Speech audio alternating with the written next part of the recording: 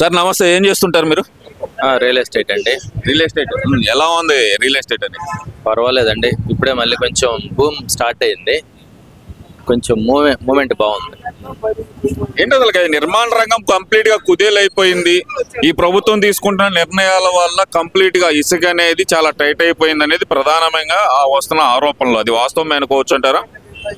ఇసుక అంటే చంద్రబాబు గారు ఒక మంచి నిర్ణయం తీసుకున్నారు, కాకపోతే అది గ్రౌండ్ లెవెల్లో దాకా అప్లై అవటంలో కొంచెం ఇబ్బందులు ఎదురవుతున్నమాట. వాస్తవమే, అంటే అధికారులు దాన్ని వాళ్ళ డ్యూటీని సక్రమంగా నిర్వర్తిస్తే అది గ్రౌండ్ లెవెల్లో ఉన్నటువంటి వాళ్ళకి సక్రమంగా అందుతుంది. కొంతమంది ఇక్కడ కూడా ఉన్నాయి, లేవంటలేదు, కొంతవరకు దాన్ని కంట్రోల్ చేయాల్సిన బాధ్యత గవర్నమెంట్ మీద కూడా ఉంది.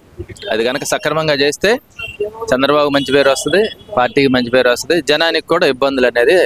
అంటే గతంలో చూస్తే కనుక 2014 నుంచి 2019 వరకు ఏదైతే ఇసుక పాలసీ ఉందో అదే ఇసుక పాలసీని ప్రజెంట్ అమలు చేయండి అంటూ చంద్రబాబు నాయుడు గారు చెప్పినా సరే గ్రౌండ్ లెవెల్లో అమలు పరచకపోవడానికి గల ప్రధాన కారణం ఏంటి? ఇక్కడ స్థానికంగా ఉన్న ఎమ్మెల్యేలు అనుకోవచ్చు అంటారా, లేదంటే గనక అధికారుల నిర్లక్ష్య ధోరణి అనుకోవచ్చు అంటారా? అధికారులు కొంత నాయకత్వ లోపం కూడా ఉందండి. ఎందుకంటే మేము డబ్బులు పెట్టాము, మేము ఖర్చు పెట్టాము కాబట్టి మేము సంపాదించుకోవాలన్న కాన్సెప్ట్ ప్రతి ఒక్కరిలో వచ్చింది. ఇప్పుడు అది రాజకీయాలలో కూడా అతీతం కాదు, వాళ్ళు కూడా బిజినెస్ పీపుల్ అయిపోయారు. సో ఆబ్వియస్ గా వాళ్ళు ఆలోచనలో కూడా కొంత మార్పు వచ్చింది. సో దాన్ని కట్టడి చేయాల్సిన బాధ్యత కూడా ఉంది పార్టీ మీద కూడా. ఎందుకంటే ఆల్రెడీ చంద్రబాబు నాయుడు గారు చెప్తున్నారు కదండి, అసలు ఎమ్మెల్యేలు ఎవరైనా సరే ఇసుక దందాల్లో గనక చెయ్యి పెడితే గనక వాళ్ళని ఇమీడియట్ గా పార్టీ నుంచి కూడా యాక్షన్ తీసుకుంటానని చెప్తున్నా సరే మార్పు రాలేదనుకోవచ్చు అంటారా? ఇప్పుడు అది ఎవరు బహిరంగంగా నేను అని చెప్పరు కదండి, వాళ్ళ ఇంటర్నల్ గా వాళ్ళ వరకు వాళ్ళు చేసుకునే వాళ్ళు ఉంటారు. అందరూ తప్పనట్లేదు, ఎవరైనా ఒకళ్ళారు ఉంటారు ఆ కాన్సెప్ట్ ఉన్నవాళ్ళు. సో వాళ్ళని ప్రూవ్ చేయడం కూడా కష్టమే, కాబట్టి ఫలానా అని మనం ఎవరిని ఏలెత్తి చూపలేము. కానీ అధికారుల మీద ఇంకా నిఘా పెట్టి దాన్ని ప్రాపర్గా కంట్రోల్ చేయాల్సిన బాధ్యత మాత్రం గవర్నమెంట్ మీద ఉంది. మీరు గడిచిన 5 సంవత్సరాల పరిపాలన చూశారు, ప్రజెంట్ 5 నెలల పరిపాలన చూశారు. మీరు గమనించిన తేడాలు ఏమున్నాయి అనుకోవచ్చు అంటారు గడిచిన 5 సంవత్సరాలకి ప్రజెంట్ 5 నెలలకి? ఒకటి ఆర్థిక అరాచకం, ఇంకొకటి నిర్బంధం. మనిషికి స్వేచ్ఛ లేదు అప్పుడు, ఇప్పుడు అది లేదు. ఎవరైనా స్వేచ్ఛగా వాళ్ళ పనులు వాళ్ళు చేసుకుంటున్నారు, వాళ్ళ వ్యాపారాలు వాళ్ళు చేసుకుంటున్నారు, వాళ్ళ వ్యక్తిగత విషయాల్లో కూడా ఎవరు ఇన్వాల్వ్మెంట్ లేదు, జనం కొంచెం ఫ్రీగా బతుకుతున్నారు. ఇంకొకటి ఆర్థికంగా కూడా ఇప్పుడు కొంచెం ఇన్వెస్ట్మెంట్ చేసుకొని డెవలప్ అవడానికి కొద్దిగా అవకాశాలు కూడా బాగా మెరుగైనాయి. గత 5 సంవత్సరాల్లో ఎక్కడేం పెడితే ఏమవుతుందా అని జనాలు చాలా వాటికి భయపడుతూనే వ్యాపారాలు చేశారు. ఇప్పుడు అది లేదు, ఎవరైనా స్వేచ్ఛగా వాళ్ళకి నచ్చిన వ్యాపారం చేసుకోవచ్చు, వాళ్ళు నచ్చిన విధంగా ప్రశాంతంగా బతికేలాగా ప్రస్తుతం అయితే ఉంది. రాష్ట్రం కూడా అదే విధంగా డెవలప్మెంట్లో ఇప్పుడు మిగతా వాటితో పోల్చుకుంటే, మిగతా సౌత్ ఇండియన్ స్టేట్స్తో పోల్చుకున్నా కానీ కొంచెం మెరుగ్గా కనిపిస్తూ ఉంది. మనకున్నటువంటి తీర ప్రాంతాన్ని ప్రాపర్గా యూటిలైజ్ చేసుకోగలిగితే మనకు అసలు ఏ రాష్ట్రం కూడా భారతదేశంలో పోటీయే కాదు. మనకున్న ఈ 974 కిలోమీటర్ల తీర ప్రాంతాన్ని ప్రాపర్గా యూటిలైజ్ చేసుకొని, ఒకటి రైల్వే కనెక్టివిటీ, 2 తీర ప్రాంతానికి అట్నుంచి శ్రీకాకుళం నుంచి తడదాకా మనకి ఎంతైతే ఉందో ఆ బారికి రైల్ కమ్ రోడ్ కనెక్టివిటీ వేసి అక్కడక్కడ ఈ పోర్ట్లు కూడా ప్రాపర్గా కన్స్ట్రక్ట్ చేసి లాజిస్టిక్ ట్రాన్స్పోర్టేషన్ కనుక స్టార్ట్ చేస్తే మనం అనుకుంటున్నా ఇప్పుడు ఏషియాలో బాగా ఫాస్ట్గా డెవలప్ అయిన సింగపూర్ కూడా మన తర్వాతే అవుతుంది. సింగపూర్కి కొన్ని లిమిటేషన్స్ ఉన్నాయండి, దానికి ఇంకంతకు మించి ల్యాండ్ లేదు. కానీ ఆంధ్రాకి అది కాదు. సింగపూర్ ఆంధ్రాలో మనం అనౌన్స్ చేసిన రాజధాని క్యాపిటల్ అంత ఉంటుంది, కానీ మనకి దానికి 10 రెట్లు ఉంది, సింగపూర్కి 10 రెట్లు ఉంది తీర ప్రాంతం. దాన్నే ప్రాపర్గా యూటిలైజ్ చేసుకోగలిగితే కనుక అసలు మన దేశంలో ఆంధ్రానే ఒక మెయిన్ హార్ట్ అయ్యేలా అవకాశం ఉంది.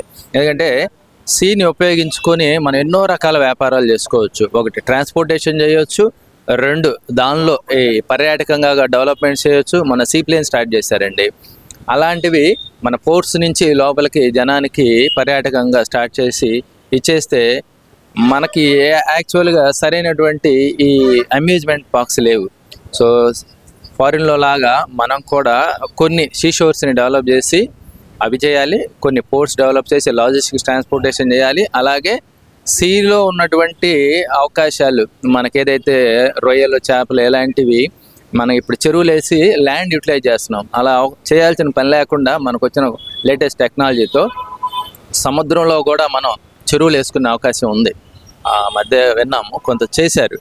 అవి సముద్రంలో కూడా చేసి అది కూడా మనం యూటిలైజ్ చేసుకొని ల్యాండ్ని వేరే కల్టివేషన్కి, వేరే ప్రాజెక్ట్స్కి యూటిలైజ్ చేసుకుంటే మనం 10 lakhs crores టర్న్ ఓవర్ ఒక్క సీని యూటిలైజ్ చేసుకునే చేయొచ్చు.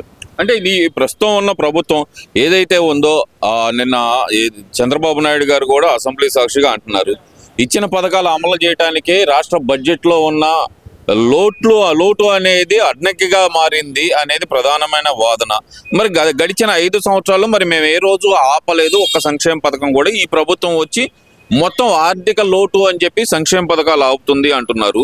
మరి ఇలాంటి పరిస్థితుల్లో రాష్ట్ర అభివృద్ధి అనేది సాధ్యమయ్యే పనే అంటారా? ఆర్థిక పథకాలు అనేది ఎప్పుడైనా ఏ ప్రభుత్వానికైనా ప్రతిబంధకాలే. గడిచిన 5 ఏళ్లలో చూసాము, మనకి ఏమి డెవలప్మెంట్కి వాళ్ళు బడ్జెట్ ఏమి కేటాయించలేదు. ఇప్పుడు బడ్జెట్లో ఆర్థిక డెవలప్మెంట్కి ఉన్నాయి, అలాగే ఈ జనానికి చేయూతకి పథకాలకు కూడా రెండింటిని బ్యాలెన్స్ చేసుకుంటూ వెళ్తుంది ప్రస్తుత గవర్నమెంట్. ప్రీవియస్లో ఊరక ఏది జనానికి తాయిలాలు మాత్రమే ఉన్నాయి కానీ ఒక డెవలప్మెంట్ దానికి కూడా ఎలాంటి అలొకేషన్స్ లేవు. జనాలు చెప్తా ఉంటారు, పొలిటీషియన్స్ చెప్తా ఉంటారండి వాళ్ళ నచ్చిన విధంగా, వాళ్ళ ఇంటర్ప్రిటేషన్ వాళ్ళకు ఉంటుంది. కానీ సామాన్యుల అభిప్రాయం ఏంటంటే బ్యాలెన్స్డ్గానే వెళ్తుంది గవర్నమెంట్.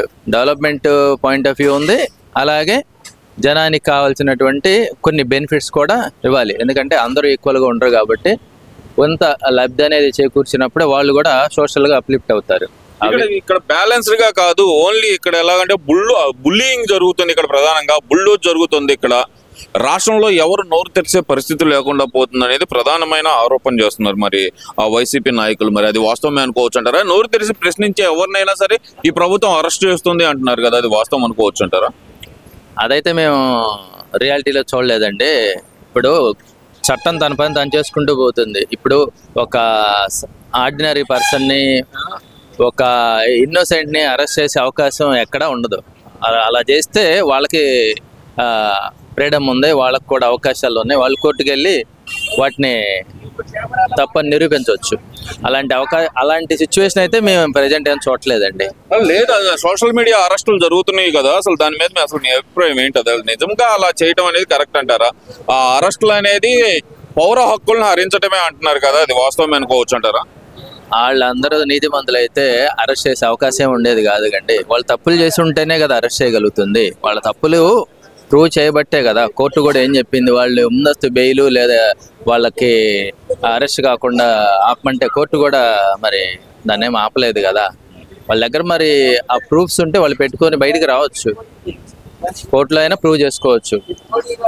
ఇప్పుడు ఎవరు నీతిమంతులు ఎవరు తప్పు చేశారనేది మనం చెప్పలేమండి. సరే, వాళ్ళ మీద ఎలిగేషన్ వస్తే కోర్టు ద్వారా వాళ్ళు ప్రూవ్ చేసుకోవచ్చు, అందులో తప్పే ఉంది. ఇప్పుడు వాళ్ళు చేశారని వీళ్ళు నమ్ముతున్నారు. కొంత మార్కెట్లో కూడా ఈ సోషల్ మీడియాని కట్టడి చేయాల్సిన బాధ్యత ఉంది. వీళ్ళ ఇంపాక్ట్ మరీ ఎక్కువగా ఉంటుంది.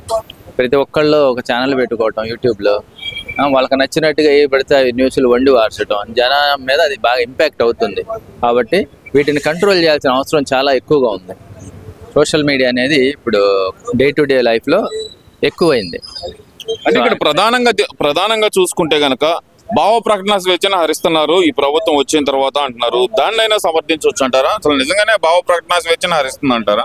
అలాంటిది ఉంటే మాలాంటి వాళ్ళు ఇప్పుడు వచ్చి మీతో మాట్లాడలేం కదండి. ఈ గడిచిన 5-6 నెలల నుంచి జనం ఎవరి పని వాళ్ళు ఫ్రీగా చేసుకునే స్వేచ్ఛ వెసులుబాటు అయితే వచ్చింది.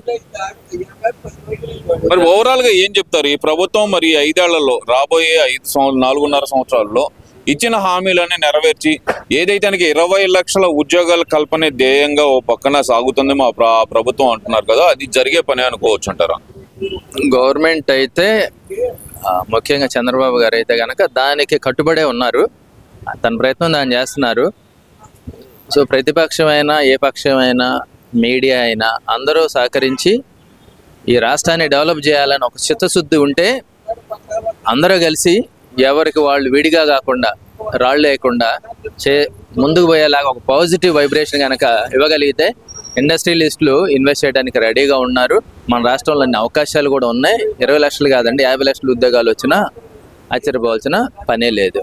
కాకపోతే దానికి ముఖ్యంగా కావాల్సింది ఏంటంటే పార్టీలు అవి వాళ్ళ వ్యక్తిగతాలు. కానీ రాష్ట్ర అభివృద్ధికి వచ్చేసరికి పార్టీలు అని కాకుండా మనందరం ఒకటి, ఒక ఫ్యామిలీ అనుకొని అందరూ కలిసికట్టుగా రాష్ట్రాన్ని డెవలప్ చేయడానికి వాళ్ళ వంతుగా వాళ్ళు సహకారం అందిస్తే తప్పకుండా ఇండస్ట్రియలిస్టులు వాళ్ళ అమౌంట్స్ని ఫుల్ ప్లెడ్జ్డ్గా ఇక్కడ రన్ చేసి రాష్ట్రాన్ని ఇంకొక స్థాయిలోకి ఎక్కువ టైం కూడా పట్టదండి, ఒక 3 years అని మరి చెప్పి. ఇలాంటి చర్చ, అర్థవంతమైన చర్చ జరపడానికైనా సరే అసెంబ్లీకి రావచ్చు కదా. మరి జగన్మోహన్ రెడ్డి గారు అసెంబ్లీకి రాకుండా నేను రాను, మీడియా ముఖంగానే ప్రశ్నిస్తాను ఈ ప్రభుత్వాన్ని అని చెప్పి ఆయన ప్రకటించడాన్ని అసలు ఎలా చూడొచ్చు అంటారు? అది యాక్చువల్గా అతనికి ఒక బాధ్యత ఇచ్చినప్పుడు ఆయన బాధ్యతగానే ఉండాలి. ఆ బాధ్యతని తప్పుకుంటున్నప్పుడు ఆయనకి మోరల్ అది ఉండకపోవచ్చు. ఎందుకంటే ఒక ఎమ్మెల్యేగా, ఒక ప్రతినిధిగా ఒక వర్గం, ఒక ప్రాంతం వాళ్ళు ఎన్నుకున్నప్పుడు వాళ్ళ ప్రాంతం గురించిన సమస్యల్ని, అలాగే ఒక నాయకుడు అయినప్పుడు ఒక రాష్ట్రంలో ఉన్నటువంటి ఈ గవర్నమెంట్ చేసే తప్పుల్ని, అలాగే ఈ గవర్నమెంట్ ఇచ్చిన హామీల్ని ప్రాపర్గా అమలు చేయించే బాధ్యత తీసుకొని పోయినప్పుడే ఒక వ్యక్తి మంచి నాయకుడు అవుతాడు. అలా కాని పక్షంలో జనమే మళ్ళీ ఇంకో ప్రత్యామ్నాయ నాయకుడు కావాలి అని బలంగా కోరుకొని వీళ్ళని ఈ కాంటెస్ట్లో లేకుండా చేసే అవకాశం అయితే తప్పకుండా ఉంటుంది. జనం ఎప్పుడు కూడా మంచి వాళ్ళని ప్రోత్సహిస్తూనే ఉంటారు. సో చెడ్డవాళ్ళు కూడా మంచి వాళ్ళలాగానే ఉండవచ్చు, కానీ అది లాంగ్ రన్లో వాళ్ళైతే సక్సెస్ అయితే సాధించలేరు. థ్యాంక్స్.